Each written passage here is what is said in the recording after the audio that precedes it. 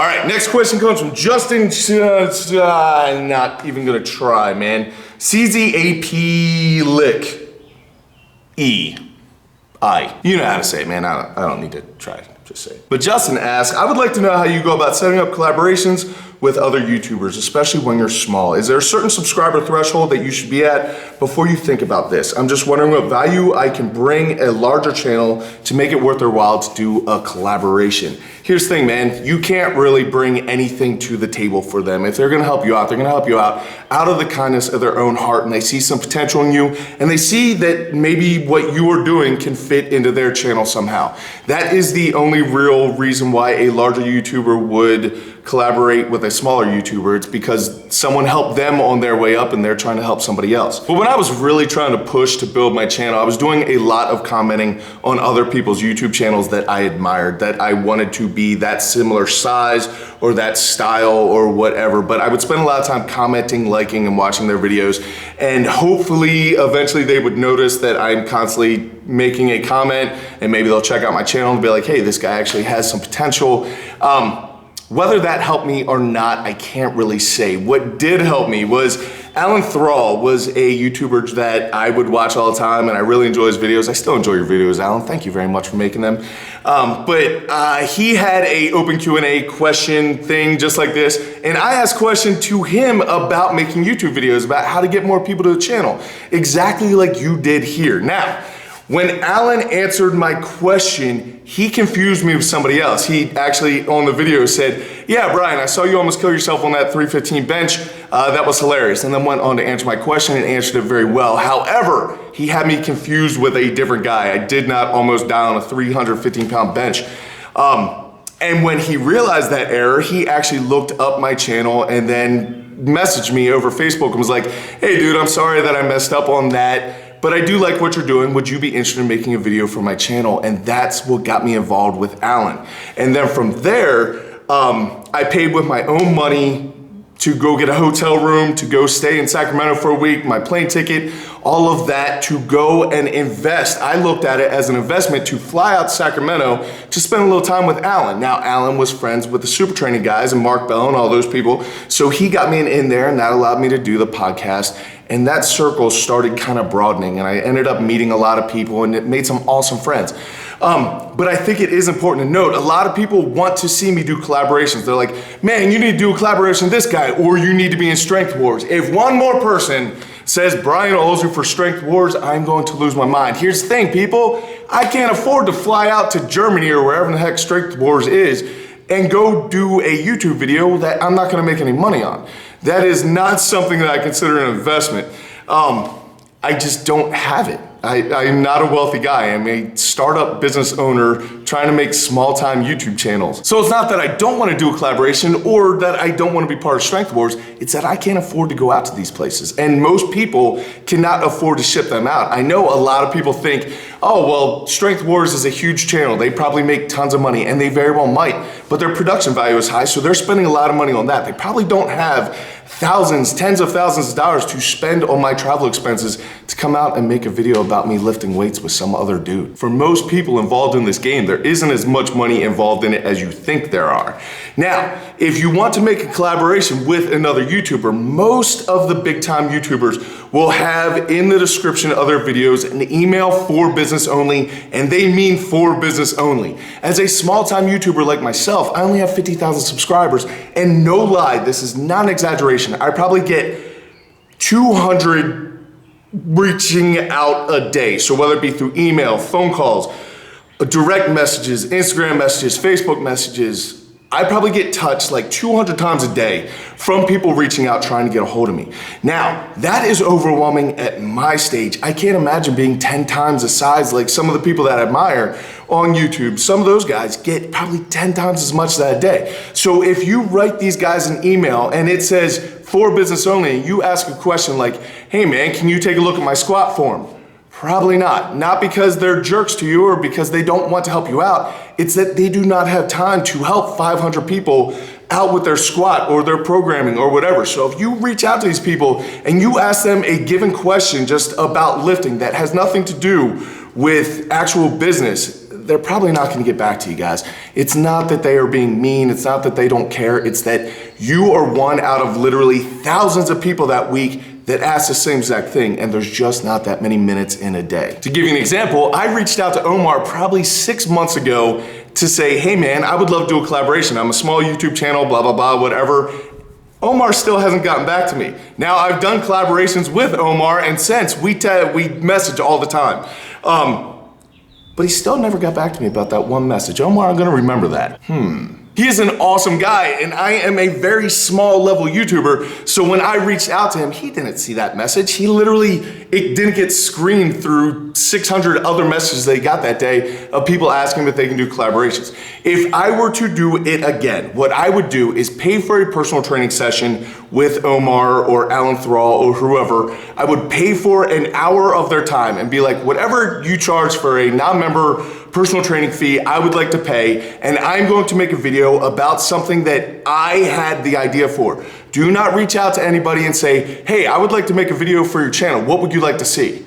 Don't do that. They do not have time to come up with ideas for you. You are the person trying to reach out to them. So you need to come up with the idea. I would reach out to them in an email and say, here's my vision. I am a small-time YouTuber, but I'd love to make a video about this. We have similar feelings about this, but I have a little bit different way of explaining it. Here, I made a video.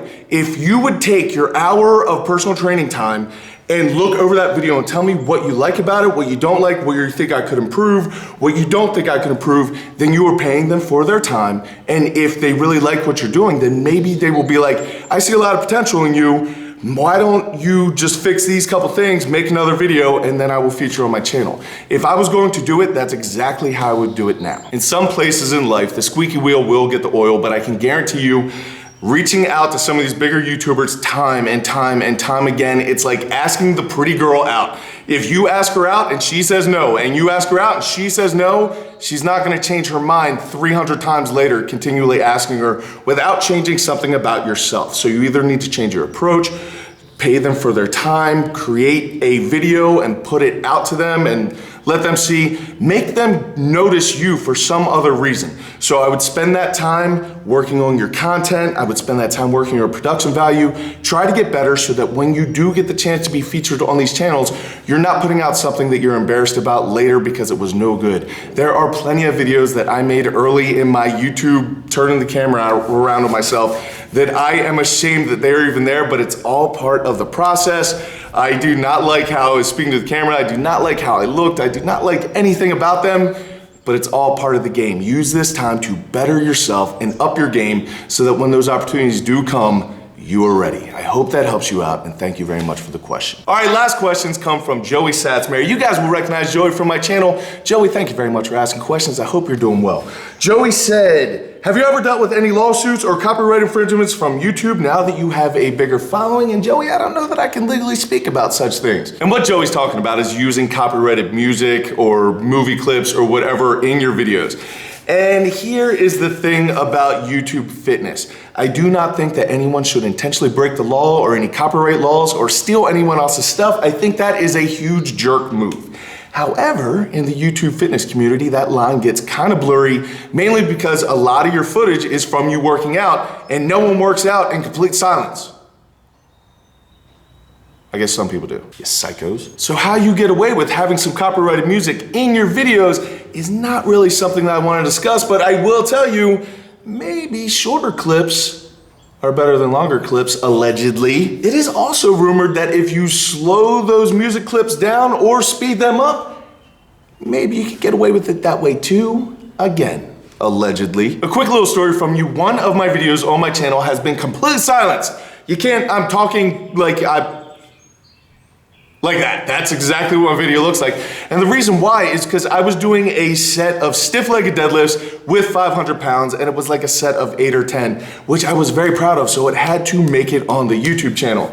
However, there was Jimi Hendrix playing in the background, and since Jimi Hendrix was playing and a set of 500-pound stiff-legged deadlifts for a set of 10 takes a decent amount of time, it got flagged because of the Jimi Hendrix song being in the background, which I did not understand. This Jimi Hendrix estate not have enough money that they need to take it from a man doing stiff-legged deadlifts? You and I both know that Jimi Hendrix is very interested in stiff-legged deadlifts, but that video got silenced. But a good rule of thumb that I use is that while you're editing your video, if you can Shazam the music, right? So if there are clanking weights and there is music playing in the background, if there's clanking weights, a lot of times Shazam technology will not pick up on it because of that break up from the weights hitting the ground. Or if you do a voiceover, then the Shazam technology will also not work. But if you are editing your video and you can Shazam the song and it will pop up during your set, you're gonna get flagged. That is a pretty constant thing. I believe the technology that YouTube uses for their copyright infringement is very similar to the Shazam technology.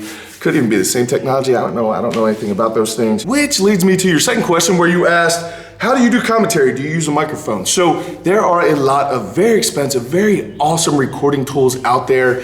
The Snowball microphone, like I said, I have a Rode microphone. However, for my voiceovers, I use my iPhone headphones. I plug this end in and I speak into this end. And that's exactly how I do my commentaries.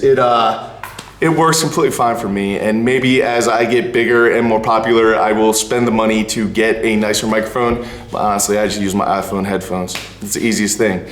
Now, as far as the copyright infringement goes, realize that YouTube does put out tons of free music, and in the Creator Studio, you can pick a literal thousands and thousands of songs to choose from that you're allowed to put on your videos. However, most of them kind of suck. Lifting becomes much more emotionally moving when there are cool songs being played over top of it. However, that is not something that I have been able to really pull off on my channel because I don't know the rules around whether getting flagged or not. For those of you who do not know, if you get 3 strikes against you, then you get thrown off YouTube.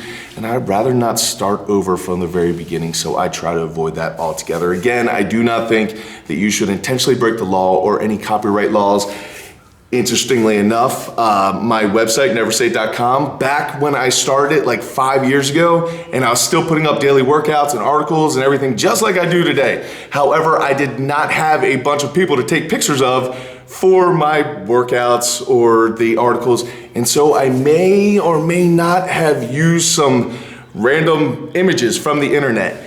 I will say that there is a massively large images company that is coming after me for copyright infringement and are literally trying to extort thousands of dollars out of me for the use of one picture that I did not make any money on. My website was not making money. It was literally a free blog post, and they are still, 5 years later, chasing me after this, trying to take me to court over it. So you need to be very, very careful. I would not recommend you rolling the dice to see what happens because there are some companies that care and they have entire lawyers, teams of lawyers that do absolutely nothing but hunt down small people like yourself and myself to try to get money out of them for using their images or their music. So I am definitely in the wrong in that. I'm not saying that I am in the right. However, they probably have bigger fish to go after. So you need to be very, very careful. But I hope that answers your question, Joey. I hope you're doing well up there in Philly. Thank you very much for everything. And guys, I do thank each and every single one of you for all your questions, all your support on YouTube. It has been absolutely amazing this entire ride. Like I said, I am humbled in my very small channel that you guys will be willing to watch and you guys want to hear what one dude lifting in a garage gym has to say. So I thank you guys so much. I will catch up with you guys early next week, but until I do, go out, do something amazing with your lives. Keep working hard, people. Be nice to each other. Don't steal any copyrighted music, and I will catch up with you next time.